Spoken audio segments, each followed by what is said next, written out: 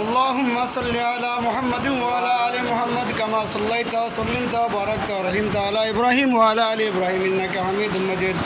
أستغفر الله ربي من كل ذنب وأتوب إليه ولا حول ولا قوة إلا بالله العلي العظيم اللهم لله الحمد لله الذي هدانا لهذا وما كنا لنهتدي لولا أن هدانا الله لقد جاءت رسل ربنا بالحق